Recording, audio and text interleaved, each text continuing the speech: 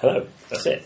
You were going to say the first words, but I accidentally did. Sorry. You just told me to start. I know, but then I started it. Oh. Somebody has to press the button. Anyway, I'm Richard Herring, and I'm with Andrew Collings, and this is the Richard Herring and Andrew Collings podcast. It is.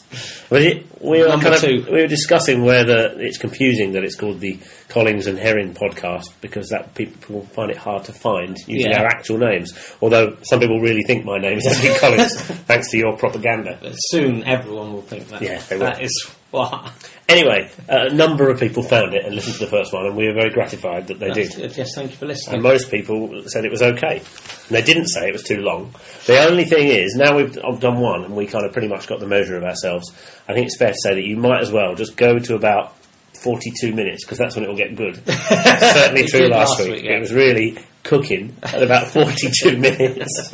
So you can forget all this other stuff that we do in between. That's obviously when we're going to really go for it. Yeah, we're just warming up. Yeah. So the big news is one of us spent Valentine's night with Sarah Brown, the Prime Minister's wife, at her house, drinking champagne. Yes. And was it you? It was me. It was after the party had finished. And I did her and everything. As revealed last week, I went to Downing Street last night. What was it like, Andrew? It was brilliant. It was just like when you see it on the news. It was quite like it. And in fact, there's the stairs. You always see that footage of the stairs with all the pictures of the Prime Ministers going up the stairs. And that was brilliant to go up there. I really liked that. When we got there, it was, just to explain, it was a reception for Sarah Brown's charity Piggy Bank Kids, which is a charity for kids, and they're doing a book for Father's Day, which is a series of bits of writing about dads by various writers and celebrities. And I was one of the writers who was asked, and a lot of celebrities were there, and it was fantastic for star spotting.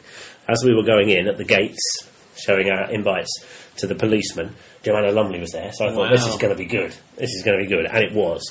We spotted 36 famous people. You counted them? Well, it's tragic. Were the other famous people counting up the... Do you know? No, because they were already famous. People were probably looking at you going, it's the bloke who went back to me in the corner. I bet they weren't. I don't think anyone was. But I don't care. I was just enjoying being there.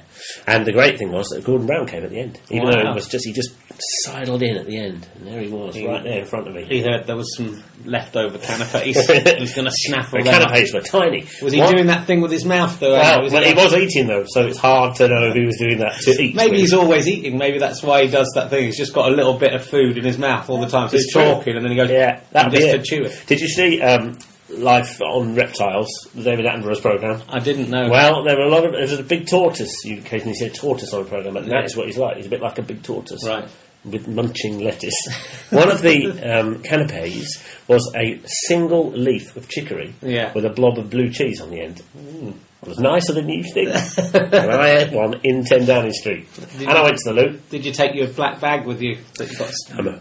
I couldn't. Your bomb bag. No, you see, having if you listened last week, you'll know that I'm now on a list that says I'm not a terrorist, thanks to being stopped and searched under the Prevention of Terrorism Act. So you could have taken a bomb because they'd gone, he's on the list, he's fine. You could have taken a bomb in there and you could have killed Joanna Lumley, Gordon Brown, David Frost, Miriam Stoppard, Charlie Hickson, Ronnie Corbett, Ben Elton.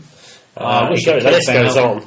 Michael Cashman, the man who did the first gay kiss on EastEnders. I think if you'd had one bullet and a gun, and that, even though it would be good to kill like Gordon Brown in a way, just for the cachet. I'm not saying you should do it, but you'd be famous for all. You'd be in the history books. Yeah, that's true. Like the bloke who killed Spence Percival. Yeah, whose name I've forgotten. Yeah, he's not in. Damn, he's not that. He's not immortal then. And write in if you know the name of the bloke who killed Spence Percival without looking it up on Wikipedia. Yeah, no way we can check whether you have or not. You should have shot Ben Elton, definitely. Yeah, but Norman Tebbit was there. Yeah, someone's had a go at him. Leave him alone. Yeah, okay. He's had one. Yeah, that's true. He has to wait till everyone else. Yeah. Wait till everyone else has been attempted to be assassinated, and then he can be back on the top of the list. The great thing about Ben Elton is that he was standing the whole night with Ronnie Corbett, so you could easily have got a shot at him. Little Ronnie Corbett wasn't very high up, Ben Elton. I'm not suggesting he was filleting him. But he could have. See, now you're off the BBC. Suddenly it just comes out, doesn't it? It's a medical disgusting. Disgusting. It is, yeah. We are disgusting. I was very. I behaved myself. I drank a bit of champagne. It didn't say anything bad. I didn't crane my neck too much, but I kind of nearly did. Had to be pulled back a couple of times. But it was very exciting to see all the famous people. Did anyone recognise you off of I Love 1983? No. Because you're on that. I was on the that. thing, I don't mind you being on it, because the thing about you... Oh, thanks. That's the good. thing That's about you generous of you to not mind that I do work. Unlike the other people on that, you generally do really love 1983, though, don't you? I love 1983. Whereas a lot of those people do that show just for the money. Yeah. But you have a genuine passion That is true. for 1983. And that's why I think it's people shouldn't knock you for doing that show. The lucky thing is, you love it. that of that series, which obviously had 10 episodes, the years I loved the most were 1980, 1981, 1982, and 1983. They were the only ones I was allowed on. Right. They didn't let me on the others. Well, that's because, That's because they knew I didn't love them as much. You think that's what it was? They detected that. I think they sensed you loved 1983 a bit too much, and went, actually, if we let him back on again, it's a good start. He could start humping 1984, even though it's just like a concept. It's in the past. Yeah, it's true. He could actually start having sex with it. Yeah, I had to be very careful. So anyway, yes, no one recognised me from that, no. But anyway, it was very exciting. And Michael Cashman, MEP, the man who did the first gay kiss on EastEnders, told me where the toilets were. Well, because he's an MEP. He'd obviously been there before. And he's Labour, I'm not going to say anything. No, you don't have to say anything. I'm not going to. Yeah, and so there you go. That was my night. I've got nothing else to tell you, really, apart from that. I met John Coleshaw there, who I know vaguely, and it was nice to see John. He's been in this house, John Coleshaw. Has he? He came to a party uninvited at my house. Uninvited? Did he cover someone else? He did.